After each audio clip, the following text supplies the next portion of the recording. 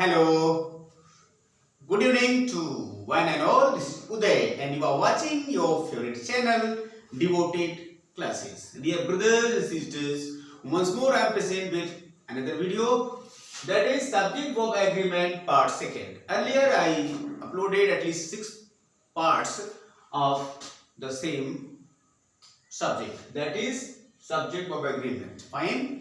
I am going to add some more rules that will help you so much in cracking your TGT, PGT English exam or also other competitions. Okay, like you have intense exams, SSC grade, railway, banking, any competitive exam, you can get benefited through this video. So don't be away from me. Be with me from the very beginning to the end. Okay? चलिए हम और कुछ देखते हैं आज की इस video में। और सब्जेक्ट ऑफ एग्रीमेंट का चैप्टर जैसा कि मैंने बताया काफी इंपॉर्टेंट है हर दृष्टि से, इसे आप पढ़िए अच्छे से।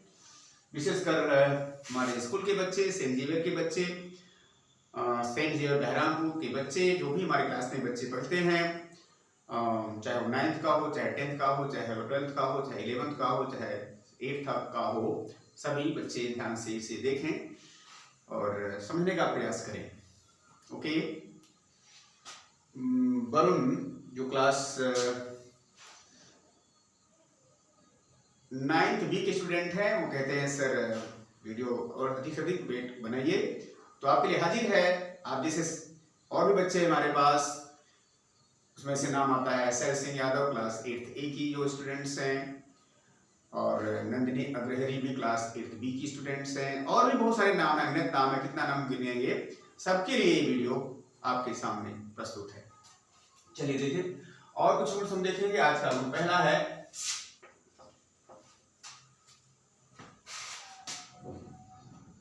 एंटीसीडेंट का रूल। क्या है? The verb follows its antecedent in number and person। अब समस्या एक उठी कि एंटीसीडेंट वर्ड क्या है, यानी ANTCDENT, antecedent means coming before, यानी कोई एक ऐसा वर्ड होगा, विशेषकर नाउन होगा या प्रोनाउन होगा, जो किसी रिलेटिव प्रोनाउन के पहले आया होगा। ठीक, और जब ऐसा केस कहीं पर होगा तो हम वहां पर वर्ब का यूज कहां करेंगे, किसके अंदर करेंगे, जो एंटीसीडेंट होगा। एग्जाम्पल देखिए,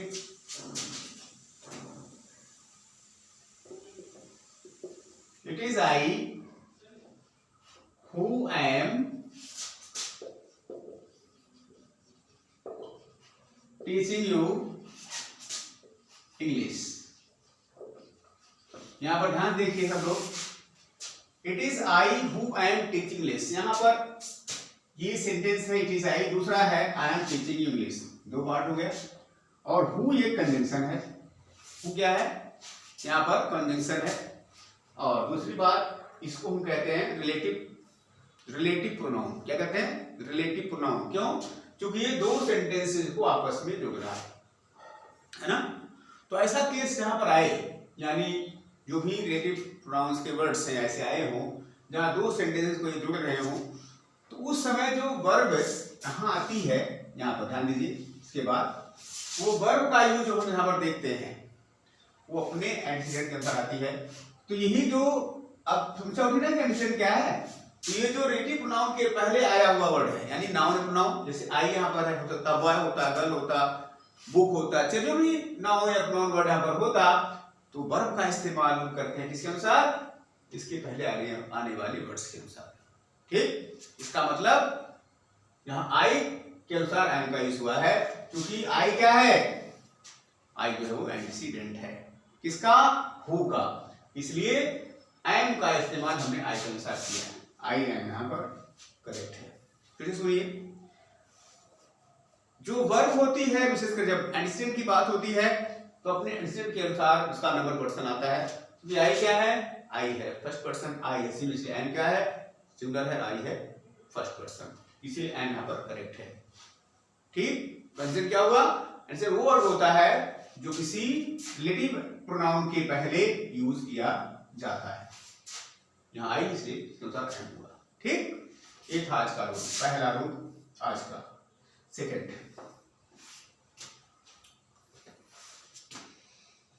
सेकेंड रूल क्या है, कुछ ऐसी वर्ब्स हैं, कुछ ऐसे फ्रेजेस हैं जिसके बाद वर्ब का इन फॉर्म यानी जेरेंड लगता है। क्या लिख सकते हैं, वर्ब्स और फ्रेजेस फॉलोड बाय जेरेंड, मतलब इनके बाद जेरेंड आएगा, मतलब है इन फॉर्म द वर्ब, यानी इसको यहां शॉर्ट कर लिए in form of the verb आता है। कुछ ऐसे वर्ब्स हैं या फ्रेजेस हैं जहां पर हमें क्या यूज करना है, जेरेंड का फॉर्म यूज करना है, यानी इन फॉर्म यूज करना है। वो कौन कौन से हैं, यहां लिख सकते हैं विथ ए व्यू टू, पहला हो गया look forward, look forward to है, और भी यहां पर आएगा accustomed to, addicted, addicted to, और आपका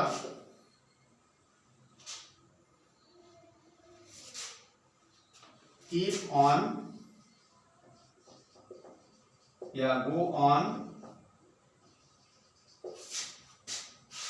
इसके बाद आता है आपका mind,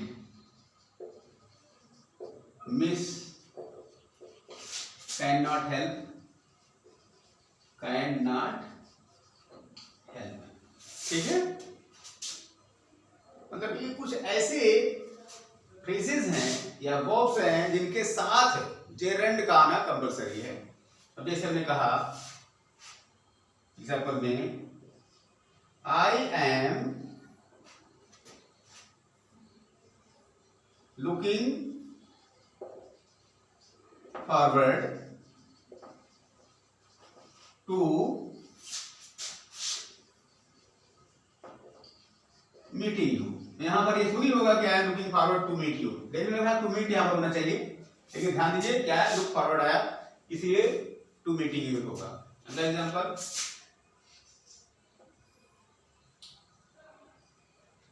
I went to school with a view to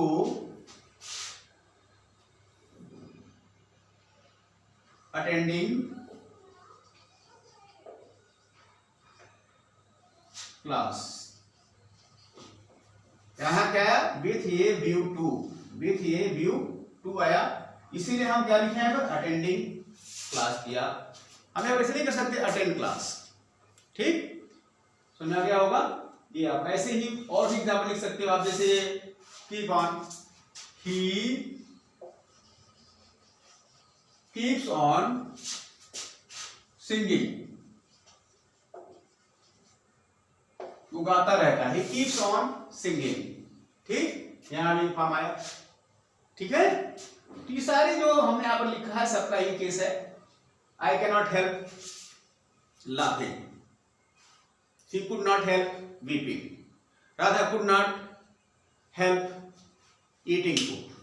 ठीक, तो इस तरह के सेंटेंस आपको देखने को मिलेंगे जहां पर आपको इन फॉर्म लगेगा, विशेषकर जेरेंड का यूज वहां पर किया जाता है।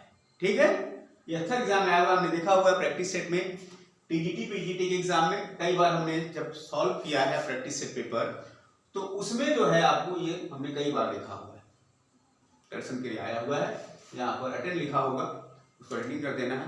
ठीक, ये ध्यान दीजिएगा। ठीक है, समझ में आ गया होगा।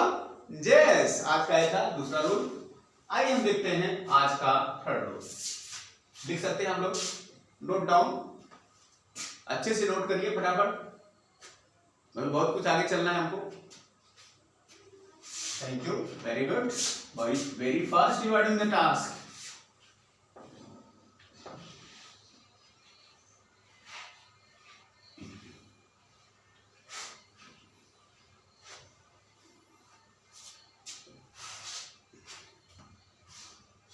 चलिए रूल नंबर 3 आज का,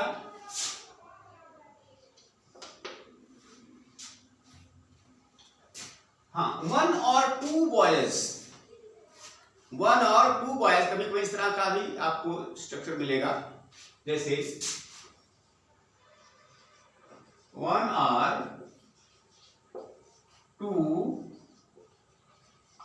बॉयज, ऐसे भी होता है, वन और टू गर्ल्स। दूसरा किस सेंटेंस आपको देखने मिले, वन और टू गर्ल्स, वन और टू बॉयज, वन और थ्री गर्ल्स, वन और 7 गर्ल्स, वन और 8 बॉयज, कुछ ऐसा सेंटेंस देखने को मिलेंगे। तो ऐसे केसेस में जो वर्ब आती है इनके अनुसार, यानी और के जस्ट बाद जो ये वर्ड आया होगा इसके अनुसार इसका वर्ब का यूज होता है।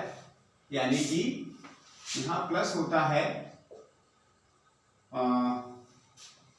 Plural verb, plus plural verb, यहां वर्ब जाएगी प्लूरल आएगी। ऐसे केसेस में यहां पर क्या होगी, प्लूरल वर्ब आएगी, ठीक, प्लस प्लूरल वर्ब। इस केसेस में जहां ऐसा आएगी, यानी वन और टू गर्ल्स, वन और 3 बॉयज, वन और 7 गर्ल्स, इस तरह से कुछ ऐसे स्ट्रक्चर आपको देखने को मिलते हैं। तो यहाँ पर जो वर्ब आती है प्लूरल होती है, जैसे वन और टू स्टूडेंट्स आर सिंगिंग, यहां पर आर सिंगिंग ही करेक्ट है, यहाँ पर सिंगिंग करना महान मूर्खता होगी, ठीक है, समझ में आ गया। यस, ये था रूल नंबर 3 आज का। चलिए देखते हैं रूल नंबर 4, इजी था। रूल नंबर 4 क्या कहता है, रूल नंबर 4 कहता है केस इन एपोजिशन, क्या केस जब हो तो वहां कैसे करें।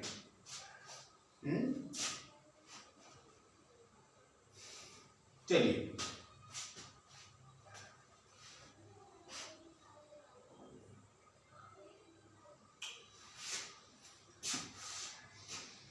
पहली बात ये समझो केस इन एपोजिशन क्या होता है ना, तो समझ आएगा।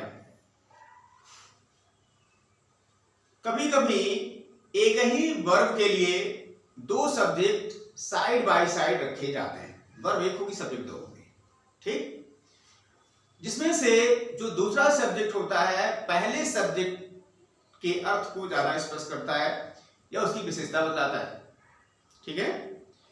उस हालत में जो दूसरा सब्जेक्ट है पहले सब्जेक्ट का केस इन एपोजिशन कहलाता है, ओके। फिर सुनिए, sometimes at least 2 subjects are used side by side for the single verb or the same verb at that time, in which the second subject clarifies or makes clear meaning of the first subject. At that time the second subject is called the apposition or case in apposition of the first subject, fine.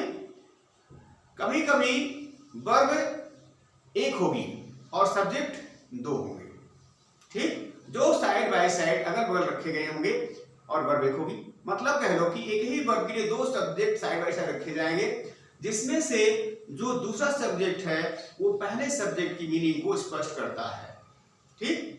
ऐसे हालत में जो verb का use होता है वो पहले subject अनुसार होता है, ठीक है, यही है केस इन एपोजिशन, ठीक है। चलिए हम देखते हैं,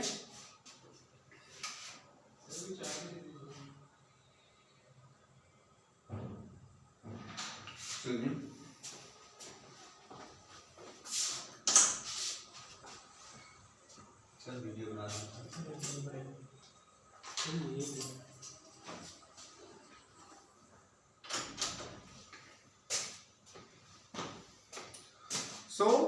सॉरी फॉर द डिस्टर्बेंस। हम बता रहे थे केस इन एपोजिशन की हालत में क्या हो, है ना। तो रूल यही है,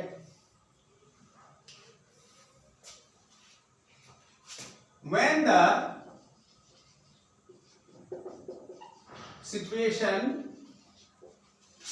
of case in opposition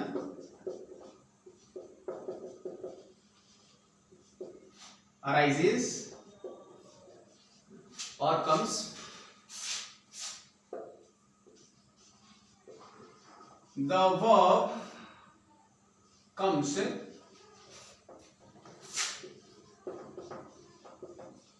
according to the first subject. ठीक, अब हमने शॉर्ट में लिखा है, इसको समझा रहे हैं। जैसे आई उदय, आई उदय। अब यहां इज होगा, एम होगा या आर। Teaching you English. ध्यान दीजिए, ये डैश यहां पर है। अब देखिए सब्जेक्ट यहां पर है आई और उदय, दो सब्जेक्ट हो गए, यानी दो वर्ड हो गए, आई और उदय हो गए। ठीक, लेकिन वर्ब हमको कोई एक लगानी है इज एम आर में से। ठीक है, तो अब कुछ बच्चे कहेंगे सर यहां पर उदय आया इसलिए इज होगा। कोई बच्चा ये कह सकता नहीं आई उदय दोनों हैं, दो सब्जेक्ट हो गए, इसे आर होगा। कोई बच्चा कहेगा नहीं यहां खाली आई के अनुसार एम होगा। तीन केस इसमें राइज हो सकते हैं। कुछ बच्चे इस कहेंगे, कुछ बच्चे आर भी कह सकते हैं, कुछ बच्चे एम भी कह सकते हैं। ठीक, this critical situation here the point must be noted. What the point? If the situation arises, that is case evolution. What is case evolution? I told you sometimes the verb is one but the subjects are two and they are placed side by side.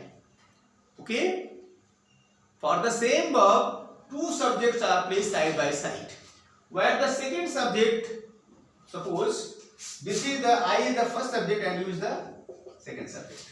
So the second subject makes clear the meaning of the first subject. So at that time the second subject is called the case in apposition of the first subject. So the apposition of I is Uday. The case in apposition of I is Uday. Clear? तो समझ में आ गया होगा। अब देखिए यहां से यहाँ पर दो सब्जेक्ट आई और उदय हैं, और ये उदय किस लिए आया है? आई को स्पष्ट, आई कौन है? उदय, यानी उदय मैं आपका टीचर हूं। ठीक, तो इसका मतलब ये हुआ कि उदय वर्ड आई को स्पष्ट कर रहा है, जहां पर ऐसी स्वर में वर्ब एक हो तो जो सब्जेक्ट या जो वर्ड पहले वर्ड को स्पष्ट करता है या उसकी मीनिंग को समझाता है, उसकी विशेषता बतलाता है, वैसी हालत में जो सेकेंड सब्जेक्ट होता है वो पहले का एपोजिशन होता है या केस इन पोजीशन होता है। ये चीज है केस इन एपोजिशन। ठीक है, ऐसी हालत में जो वर्ब का यूज होता है वो हम पहले सब्जेक्ट अनुसार करते हैं, यानी आई के अनुसार करेक्ट क्या होगा? Am is correct. यानी कि आपको इसको कहना है बाय और आर को कहना है बाय। करेक्ट क्या है? एम, क्योंकि आई है यहाँ पर पहला सब्जेक्ट, आई अनुसार एम का यूज होगा।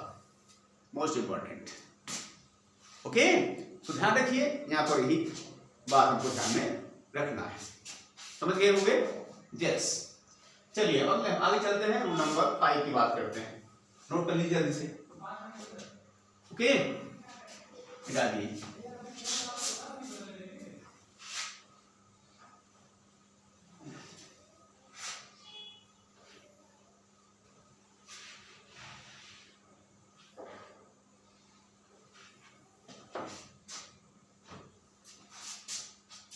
Rule number 5,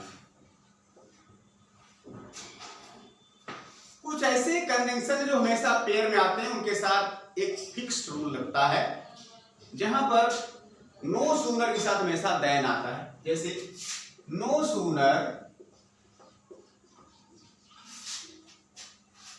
had he reached school फिर देन द बेल रैंग। जैसे वो विद्यालय पहुंचा घंटी बज गई। तो नो सूनर के साथ क्या आता है? देन आता है। ये करेक्ट होना चाहिए देन। अगर यहां लिख दीजिए व्हेन कर सकते हैं यहां पर, या एज कह सकते हैं, दैट कह सकते हैं, तो वन नहीं होगा, एज नहीं होगा, दैट नहीं होगा, क्या होगा? देन का यूज करेक्ट है।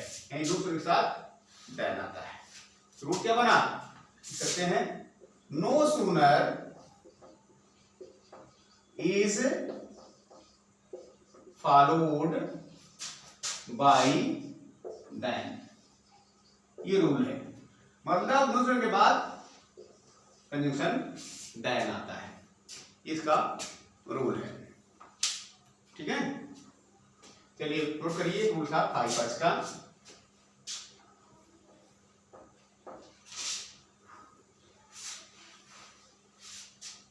ऐसे ही लेस्ट के साथ शुड आता है। छठवां rule, lest is followed by should. Lest के बाद शुड का आना कंपल्सरी है। एग्जाम्पल देखिए, read in detail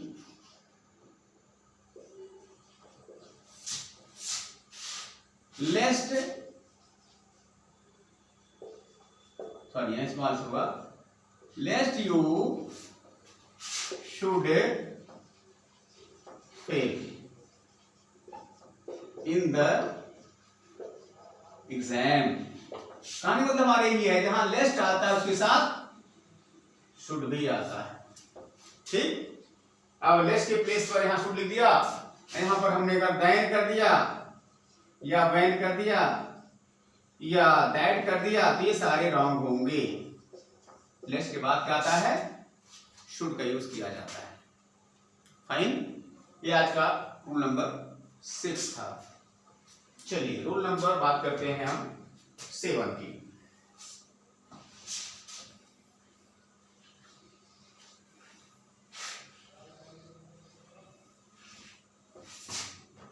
rule number 7, if के साथ देन नहीं आता। If is not followed by then. सामान्य केस में के साथ देन नहीं आता। जैसे इफ यू रीड वेल, यहां पर कुछ बच्चे क्या करेंगे? Then you will get good marks. यहां देन भी लगा हुआ है इफ के साथ। कई बच्चे, अधिकांश में देखता हूं इफ के साथ देन लोग धड़ल्ले से यूज करते हैं और कहते हैं बहुत सही, एकदम क्वाइट करेक्ट है, मेरा कोई गलती है ही नहीं, क्योंकि इसका अर्थ हिंदी में देन तब निकलता है। ठीक है, यदि आप पढ़ोगे तो या तब रहता है, यदि आप पढ़ोगे तो फास्ट जाओगे। ठीक है, ऐसा कुछ है ना, तो के समझ करके यहां पर इफ के साथ लोग देन लगाते हैं, लेकिन यहां पर इंग्लिश में नहीं है। जब भी इफ आता है उसके साथ अगली क्लास में जो सेकंड क्लास होती है इसमें देन का यूज करेक्ट नहीं माना जाता, या कुछ नहीं, केवल कॉमा ही लगता है। ठीक है, ये ध्यान रखिएगा। ये रूल नंबर आज का 7 था, इफ के साथ देन नहीं आता। ठीक, चलिए रूल नंबर 7 था ये। अब बात करेंगे हम रूल नंबर 8 की। रूल नंबर 8 की हम बात करते हैं। आपके पैसिव वॉइस के भी कुछ अपवाद हैं। सामान्य तौर से हम क्या करते हैं, पैसिव वॉइस में बाई का इस्तेमाल करते हैं, प्रीपोजिशन बाई लगता है, लेकिन इसका एक्सेप्शन है। बहुत कुछ ऐसे वर्ब्स हैं जहां पर बाई नहीं लगता। कुछ विशेष अलग प्रकार की वर्ब के साथ अलग प्रकार के जो लगते हैं। क्या लगते हैं बताया था मैंने पैसिव वॉइस में, है ना।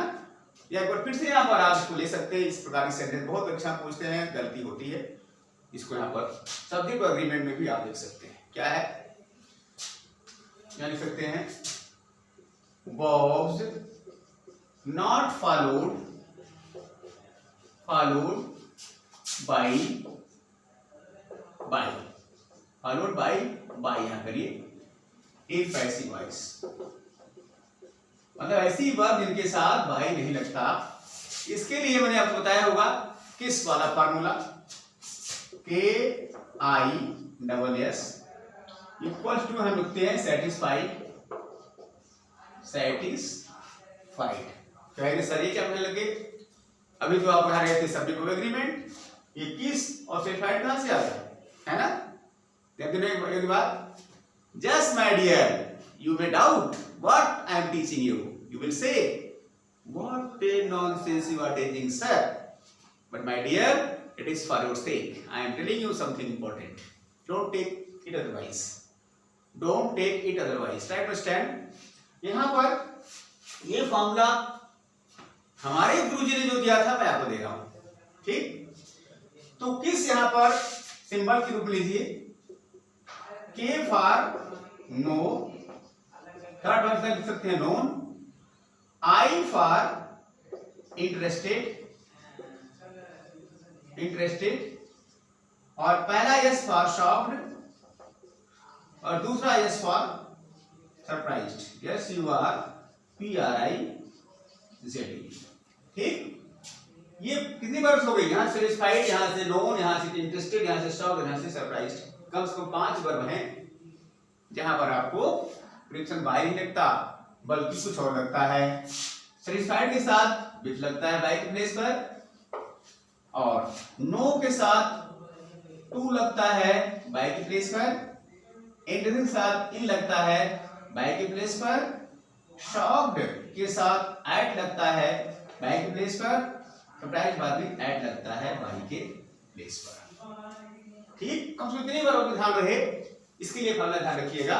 जब भी ऐसी हालत आए तो नो के साथ टू लगता है, ये हमारे गुरुदेव जी ने बताया था। हमने कुछ ऐड किया है अपनी तरफ से, आप इसे एक्सेप्ट कर लें। इनके साथ हम बाई लगाएंगे। इसके अलावा आपको सेटिस्फाइड के साथ और ऐड कर दीजिए प्लीज्ड, है ना। अगला वर्ड हो जाएगी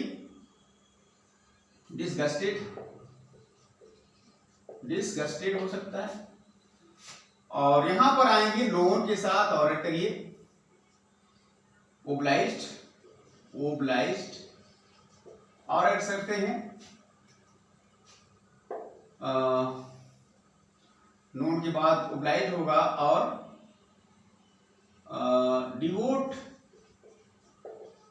डिवोटेड, नोन, ओब्लाइज्ड, डिवोटेड। कम से कम 3 वर्ब यहां हम 2 ऐड कर दिया। इनके साथ भी टू ही लगता है, इसके प्लेस पर बाई के प्लेस पर।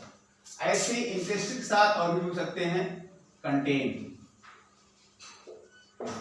और शॉप के साथ भी और जुड़ेंगे। यहां जुड़ेगा आपका अलार्म्ड, वेक्स्ड, और यहां डिसअपॉइंटेड,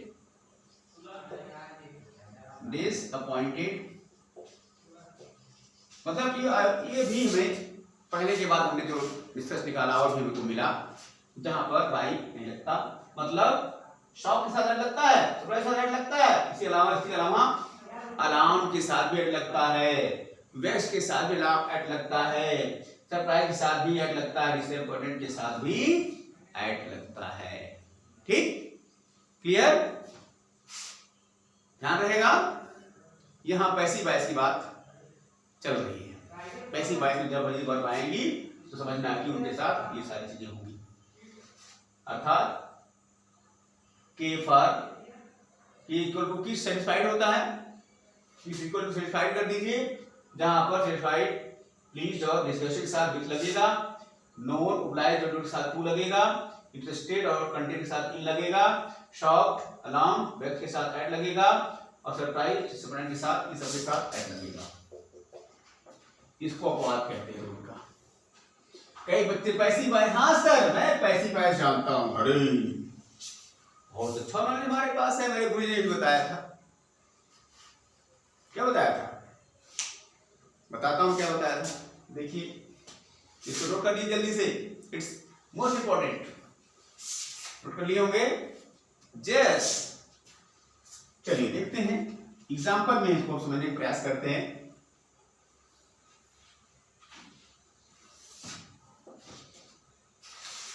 जैसे हमने लिया सेंटेंस आई नो हिम, इसकी बनानी पैसिव, तो क्या हो जाएगा, I am known by, sorry उल्टा हो जाएगा, ही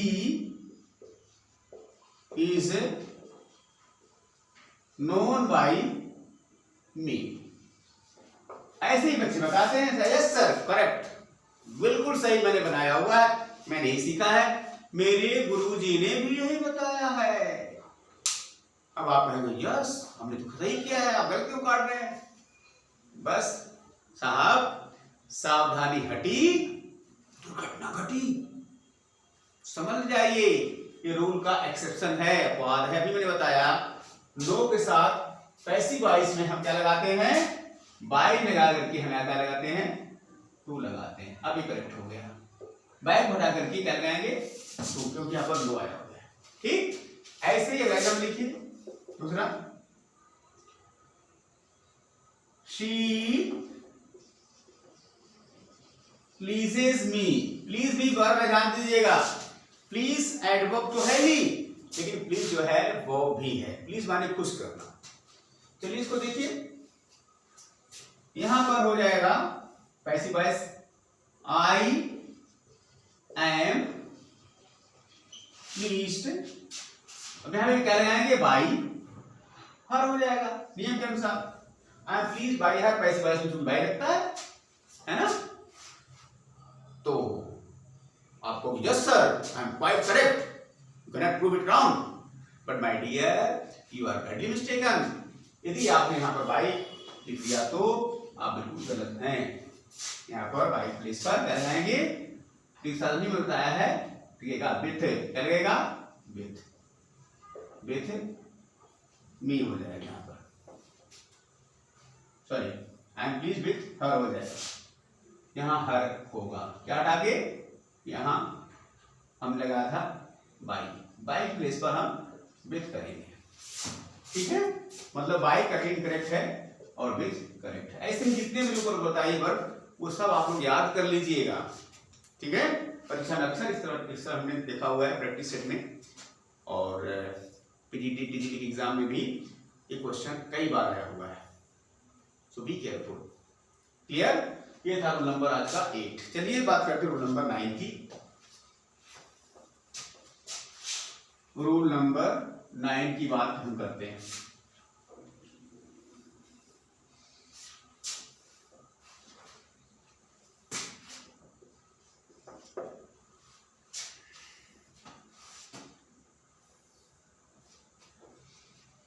देखिए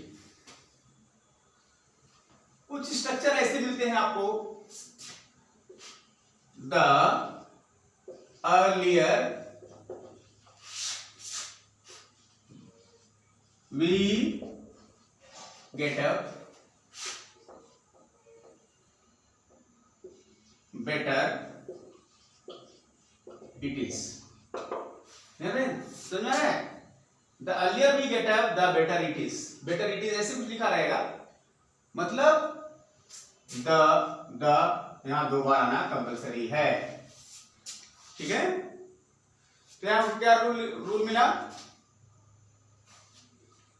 comparative degree showing parallel increase और parallel decrease followed by, sorry preceded by article the. लिख सकते हैं रूल क्या बनेगा, रूल है 8 में कंपैरेटिव, कंपैरेटिव सिंपली कर दीजिए, कंपैरेटिव शोइंग पैरेलल इंक्रीज और पैरेलल डिक्रीज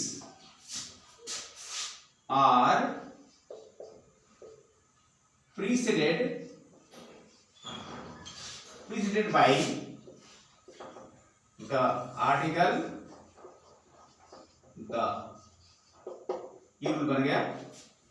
मतलब ऐसे कुछ पार्टिसिपल्स हैं, सॉरी कंप्लीट डिग्री के एडजेक्टिव्स या एडवर्ब्स हैं जो पैरेलल इंक्रीज या पैरेलल डिक्रीज को शो करेंगे, समांतर वृद्धि या समांतर क्या घटाव, घटना को किसी कम होने का भी संकेत देते हैं। तो उस केस में कंपेरेटिव के पहले हम द का यूज करते हैं दोनों के साथ। क्या लिखा है, the earlier we get up the better it is, जितनी जल्दी हम उठें उतना ही अच्छा है। तो अर्लियर कंपेरेटिव, बेटर कंपेरेटिव, इसलिए दोनों ही क्या कर रहे हैं, जितना जल्दी उतना, यानी जितना कोई घट रही उतना बढ़ रही, इसी को कहते हैं पैरेलल इंक्रीज या पैरेलल डिक्रीज। तो यहाँ पर हम द का यूज दोनों में करेंगे। ठीक, ये विषय किसकी थी, आर्टिकल की थी। ठीक, चलिए question number sorry rule number 10।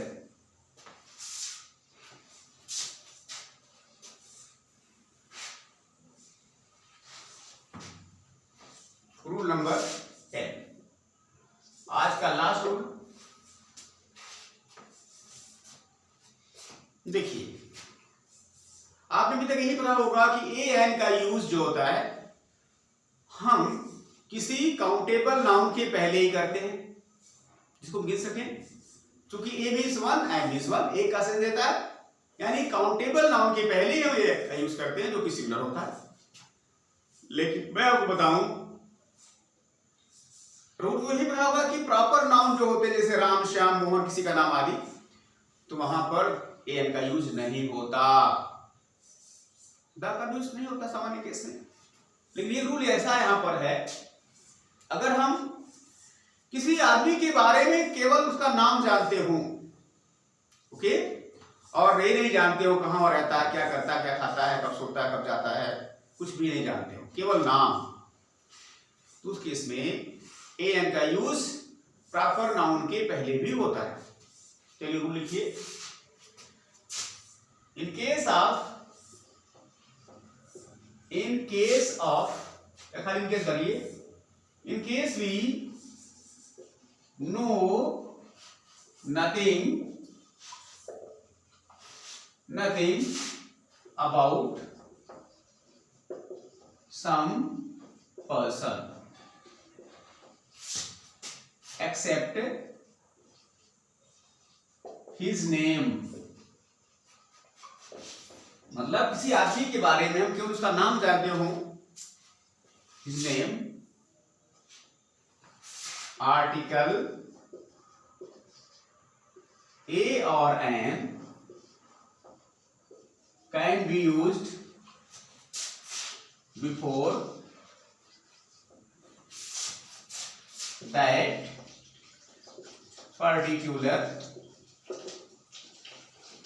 particular name of the person। ठीक है, एग्जाम्पल देख सकते हैं, when I went to Varanasi,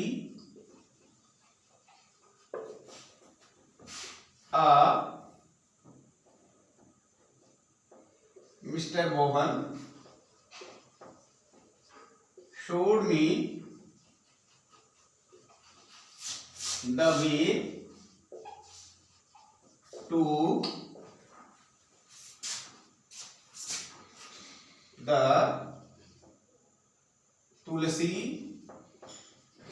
Manas